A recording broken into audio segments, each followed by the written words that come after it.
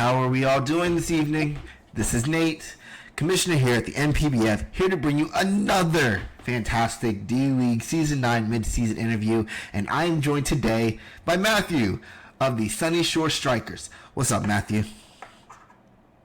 How you doing?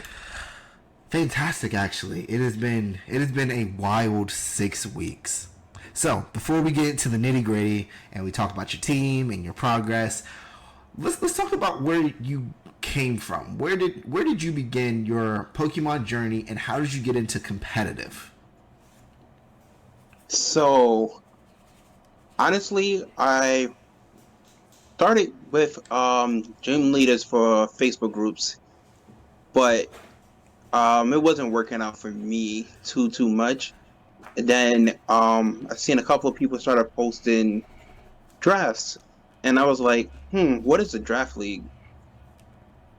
And I believe I think it was 2 years ago when I entered my first draft league, Mm-hmm. and I actually was a substitute coach for another league, and I had to pick up scraps from the team. And ever since then, it's just been draft league after draft league after draft league from there.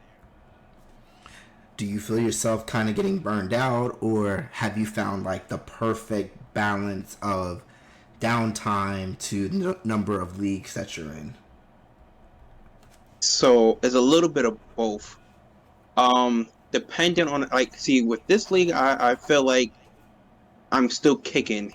There's certain leagues that I burnt out, and I'm just on one of the worst losing streaks of my life right now.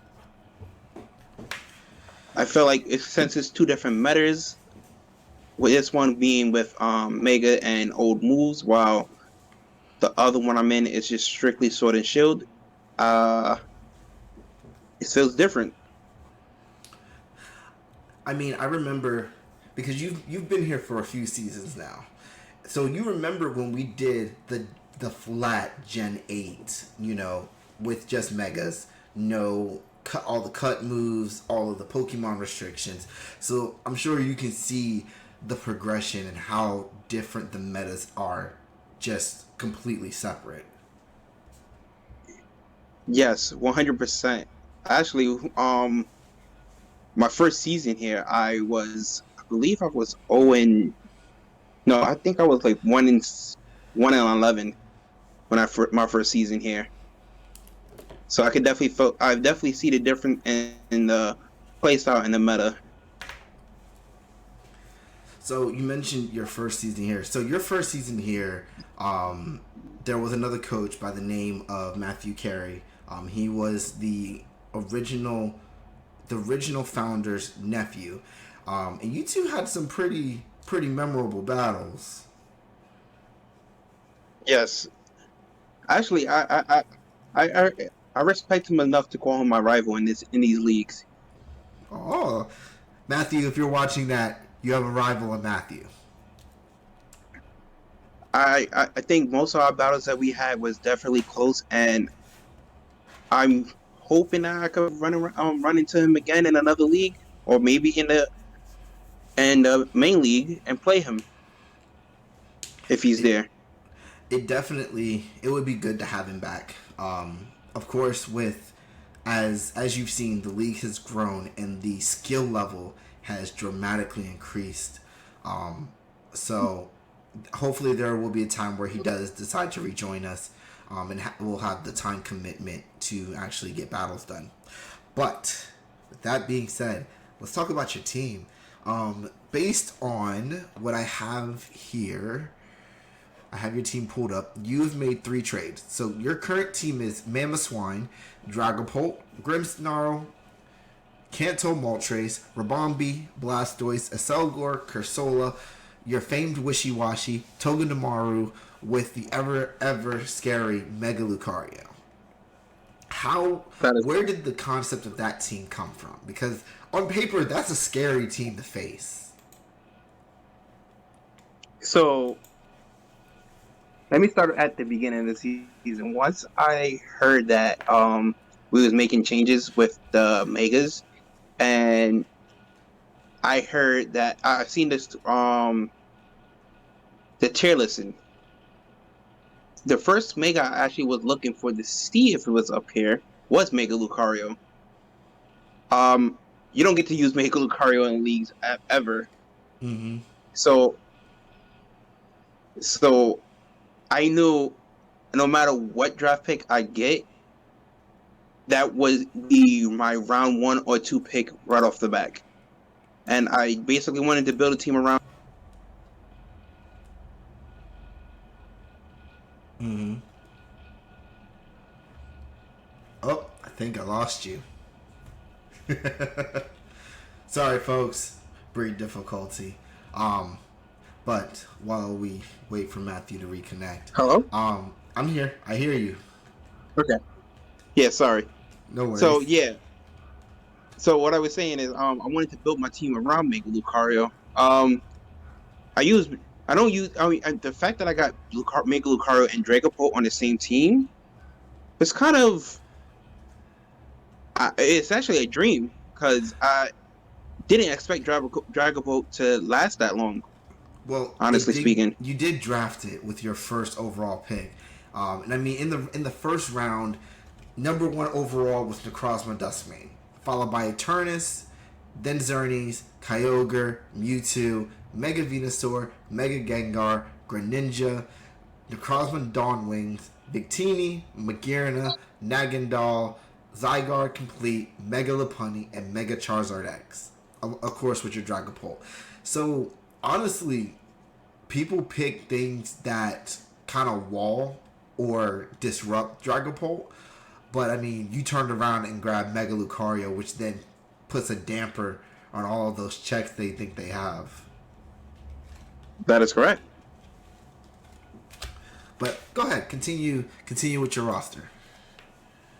Um, I don't really have to go into full details of Wishiwashi. Wishiwashi has been one of my staple Pokemon. It's a bulky water type with uber stats, Pretty minus the speed, much. of course.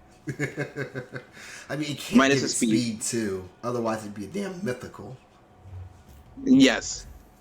Um, honestly, um after picking up Grimmsnarl, Mega Lucario, and Dragapult, I just went with Pokemon that can help either Dragapult or Lucario sweep. I mean, Moltres is there for the flame body until that physical Pokemon get burnt. Uh, Grimmsnarl is there for the screens or pranks to use, and Ribombee is there for speed control. Okay. I had a lot of snipes definitely during draft, so that's one thing I do want to clear. Who were you who originally did you have pictured to if your draft could have went the way you wanted it, who was supposed to be the support for Mega Lucario? Honestly, I didn't expect Mega Lucario to even reach me. So even though it was a reach, I was hoping to get Eternatus. But we all know that that was going to be long gone before my pick. Oh yeah. I mean it went number 2 overall. So the main three Pokemon I wanted to pick as number one was Eternatus, Mega Lucario, or um what was the last Pokemon? Dude, I don't even have the paper in front of me because I wrote down the three Pokemons. But Mega Lucario was the third place in it, and since Mega Lucario made it, I decided to go with it. Okay. So we've talked about your team, and currently, as of week 6, you are 3-3. So you broke even. You're 3-3, which makes you the number 8 wild card. Well, the number 4 wild card, the number 8 seed. So if playoffs were to start next week, your round 1 would have been Floyd. What matchups throughout the season so far have been kind of season defining for you? So Floyd is one of them, of course, and Jeremy is the second one. I played him twice already, and with both times I lost. to him. Mm-hmm. A matter of fact, he actually got the Pokemon I wanted to draft first, which is Eternatus. And it goes to show how destructive that Pokemon can be. I mean, not much switches into it. That's for damn sure. That's 100% correct. And that's exactly why I think, because of how scary Eternatus is, I think I over prepped for Eternatus and end up losing and choking the game. Um, Floyd, his team, he got Rillaboom, he got Xerneas, he got Halucha and Burden, and depending on, well, since he got Rillaboom, he got Grassy Seed. Now we Halucha will gets have your to speed. thank Tyler for dropping Rillaboom. Because initially Tyler drafted Rillaboom but realized it didn't fit his team, so he dropped it in favor of Tengrowth, and Floyd picked up what seems to have been the team defining moment because he has been on an absolute tear. And I think that what made his team a lot scarier. Definitely on paper and definitely in game. It's just so scary to prep against. If I would have to go against him now, let's say if the season closed out now and we go into playoff, since he's number one and I'm number eight, He's I your round think one. I wouldn't even be ready to place him because I feel like I still want to utilize these last two trades. Mm-hmm. Because like I said, on paper, his team, you don't expect what you don't know what he will bring to the battle, because he got so many heavy hitters and so many uh team defying Pokemon that can just run house on opponents. Mm-hmm. So the trade deadline is week 9. So by the end of week 9, after week 9, there will be no more trades. So if you are thinking about making any swaps, and of course, when the time comes, I'll make the announcement. But I definitely think Floyd has essentially won. He won the draft, and now he has won so far week 6 because he is the only undefeated team. The last time we had, actually both times we had undefeated coaches. They ended up going to win the season. They ended up winning the championship. Um, BK did it. Actually, no, BK wasn't undefeated. He ended up losing week 12. So yeah, there's only been Yep. one coach to be undefeated and win it all, and that was Liam, who then turned around 2 seasons later and won the main league title. So he is currently the only coach to have gone through D League and main league and has won a title in both. Wow. Yeah, but I mean, it's a testament to the level of skill that's coming from here and going up there. Yep. So now that we're in the second half of the season, of course, if playoffs started, you would see, of course, Floyd first. Who else would you not want to see round one?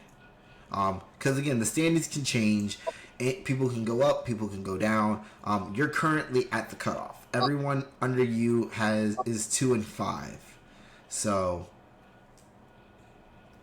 who wouldn't Um. you want to? So, um, as of right now,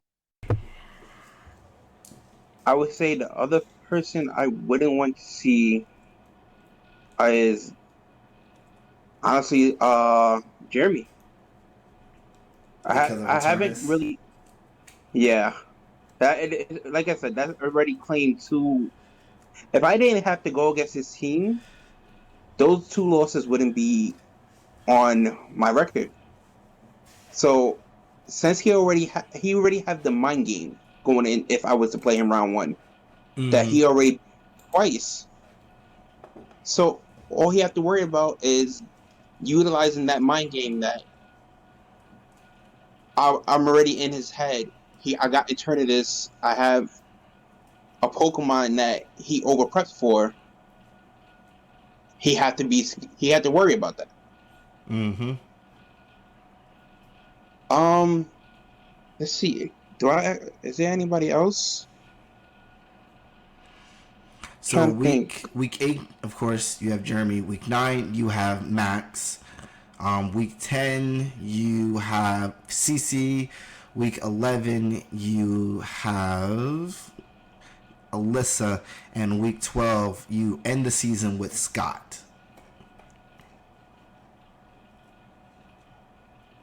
So the other team I wouldn't want to see round one in playoff is Tyler. Actually, Really? Is it because of Kyogre? Is that why? yes, yes. The fact he just slaps the scarf on I'm it. I'm actually glad I avoided it because I don't have to play him during the season. So, fun note: when I did the divisions and I got all the names, I randomized it 10 times. The very first time I randomized it, the division was going to be you, Tyler, CC, and whoever dropped from the main league. And then, of course, I Oh, randomized it 9 more times and got the divisions that we have. But yeah, if it wasn't for the fact that I randomized it 9 times, you would be facing Kyogre twice. And actually, with you being the number 4, your bracket does not include Tyler. Yours includes Floyd, it includes Alyssa, and it includes Devin. so I was able to avoid one, but not the other. Pretty much. Pretty Yeah, much. Kyler is a massive threat. So I'm actually glad because sets his own reign and then just Clicks water spout. yep. I'm surprised no one has tried picking up like a water Azormon. But I mean, Tyler has proven since last season that build he will build something to go around it. Yeah, definitely. But is there anything else you would like the viewers to know, or anything that you think you've improved on, or any hopes and aspirations you might have for the second half of the season? So for the second half, I want to get as many wins as I can to secure my place in playoffs. And actually, this time because last season I made it to playoff, but I lost in round one. No, I you didn't lose him. I You want to didn't get lose in past round that, one. huh? Actually, yeah, you did lose in round one because it was to Callum. Because I played Callum. No, I thought No, I played because I played um Callum and Callum beat me. Who was on that side? It was David. David was on yes, that side. yes, I lost to David. I lost to David. So my goal, that's my end goal. Even if I don't make it to the finals, I want to get to playoffs again and at least get past round one. I mean, currently it's an attainable goal. You're 3-3. The negative differential kind of sucks, but I mean, you have a better record than the people below you. And the funny thing is, the Melbourne Victinis, Jaden, he's at a -2 with the same record as you. Essentially, because you already have 3 losses, you would need to win of 12. You would need to win you would need to win at least 7 games to have a chance at playoffs. As you saw last season, I made it in with a 6-6, barely. Yes.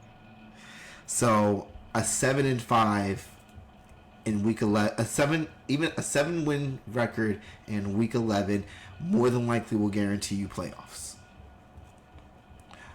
And that's what I plan on doing from here on out. I'm planning on trying to keep on winning to make it to playoff. Well, thank you, Matthew, for the wonderful interview. Definitely, week to week. The recap videos, they're definitely fun to make. And because I don't watch your guys' battles prior, everything I say is my first immediate reaction. So like to Tyler's 4-6-0s in the last 6 weeks, though everything is unless the battle requires me to go in and like judge whether or not someone used an illegal move, I don't watch any of your guys' battles. So when I go to do week 7's recap, all fresh battles. I know I go to look at what the end score is, but I don't watch any of what happens during, because I want my reactions to be as genuine as possible in the event you do see something that you can change that might help you the following week. And I do pay attention to your comments, and I definitely take every note that you give out, which I 100% respect that you do. Always. Well, I mean, it's fun to do. It's definitely fun to do. And since I'm not participating this season, it gives me a little bit more time to kind of watch and see what I would do and what I wouldn't do. But as always, guys, thank you for supporting the channel. If you guys are interested in following the NPBF closer, feel free to join us on the New Frontier Pokemon page. The link is in the description below. Thank you, Matthew, for, again, a wonderful interview. And people should be looking out for you to make a splash in the playoffs. Yes, they should. So, thank you guys, and have a wonderful, wonderful evening. Peace.